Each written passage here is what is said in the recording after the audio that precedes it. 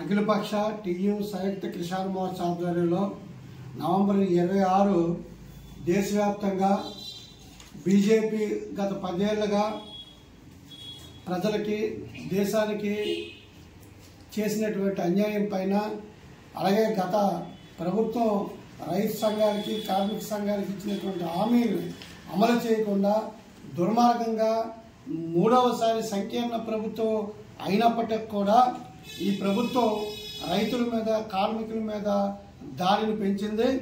అందులో భాగంగానే నవంబర్ 26 దేశవ్యాప్తంగా ప్రదర్శనలు, సభలు, ధర్నాలు చేపట్టాలని అఖిలపక్ష టీయూ రైతు కిసాన్ మోర్చా నిర్ణయించాయి.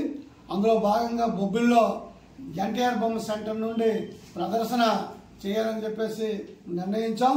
ఈరోజు బీజేపీ ప్రభుత్వం అధికారంలోకి వచ్చాక కార్పొరేట్లకి ఈ 10 ఏళ్ల కాలంలో 19 లక్షల కోట్లు రుణమాఫీ చేసింది. అదే క్రమంలో రైతుల మీద సబ్సిడీ, వాళ్ళకి ఇవ్వాల్సిన సబ్సిడీని ఎత్తివేసి రైతుల మీద పెనువారం మోపింది. రాష్ట్రంలో తెలుగుదేశం ప్రభుత్వం, సంకీర్ణ ప్రభుత్వం ఈరోజు రైతులకు ఇస్తామని చెప్పినటువంటి రైతు భరోసా ఇస్తామన్నారు, ఇంతవరకు ప్రకటించలేదు. అలాగే కార్మిక చట్టాలు మార్చి ఈరోజు కార్మికుల్ని వెట్టి చాకరీ చేసే విధంగా జీతాలు పెంచకుండా, జీవోలు చేయకుండా అన్యాయం చేస్తుంది.